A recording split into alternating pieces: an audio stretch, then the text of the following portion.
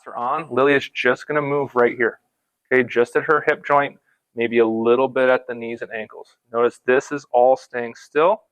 She's going nice and slow on the way down, and then you can come back up normal speed. Okay, so let's say you're...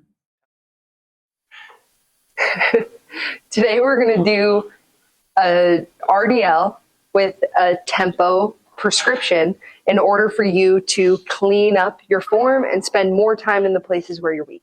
Yeah, so really this is just a fancy way of saying that we're going to give you a specific amount of time. We'd like to see you go from the top to bottom position, or that lowering portion of the RDL exercise. The reason being is that this is a fantastic way to work on positioning, form, and just overall learning the movement pattern. Okay, there are some debates out there about tempo and its efficacy and whether or not you should be doing it. A lot of those center around like maximal strength improvements. While I think that if you did tempo exclusively, you'd be seriously limiting yourself in overall strength development.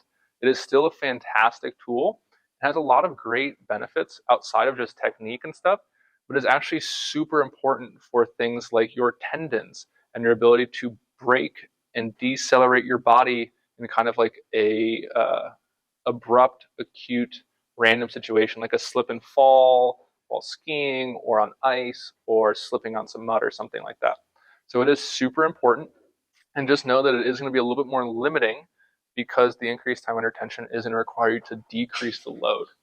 All of that being said, it's going to be even more paramount that you focus on things like breathing and bracing, spinal positioning, and where you're centered on over your feet, because with that increased time under tension, any poor movements or any dysfunctions that you have, the negative consequences are going to be amplified just because you're going to be spending more time in that position than you're normally used to. Okay, so Lily's going to do a rep here. And before she goes, one thing that I want to talk about is that with these RDLs and deadlift movements, we really have kind of like our usual breathing and bracing spinal support, but that's really kind of a bottom up. We're also going to help create spinal stability by using our lats as dynamic engagers and almost like externally rotating in there. So we kind of have lat top down spinal support, breathing and bracing spinal support from the pelvis to the diaphragm. So those two things are going to be actively coupled to provide stability through here. So that way Lily is only moving from right here at her greater trochanter or at her femur hip joint. Okay, we don't want her to just be moving from here. This should all be locked with the use of breathing and bracing and lats. And here should be moving so that we're keeping the load on the dynamic load on the musculature down there. Okay? Which this is the ball and socket joint that's meant to take this sort of load. Your spine doesn't have a ball and socket and all those little joints to take this load all the time. So yeah, and I know a lot of people say like your spine can take that load and it will adapt. You're right, your spine will adapt and it can take that load. What those people will not tell you is that this will lead to degeneration, and it will lead to thickening of tissues that aren't meant to be thickened, and you will increase your risk of IVF stenosis, bone spurs, radiculopathy, radiculitis, and overall aches and pains and decreased mobility. So although your brain and your body will adapt to poor positioning, that doesn't mean you're going to adapt the way you want to adapt. And here at Swell, our emphasis is really how can we get you moving the best right now so that you can move well for your lifetime. So sure, maybe you can do it right now in the moment, but how's that going to feel in 60 years? Okay. So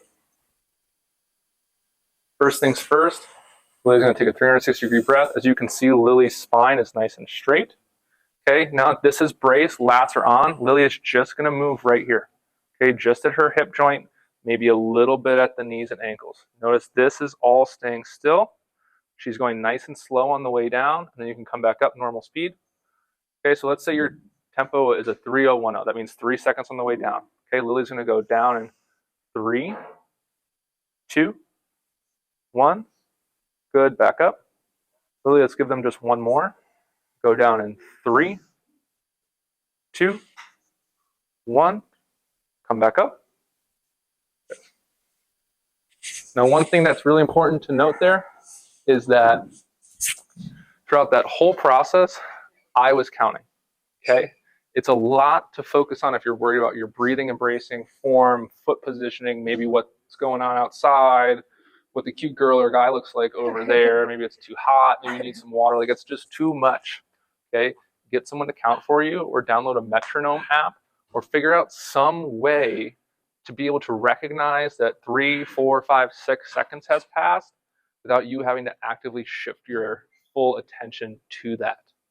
And 3 seconds turns into 1, 2, 3 really quickly when you're trying to get through a rep, which defeats the point of the tempo. Yeah, keep yourself honest, because 3 seconds, 3, 2, 1 is a lot different than 3 seconds, 3, 2, 1.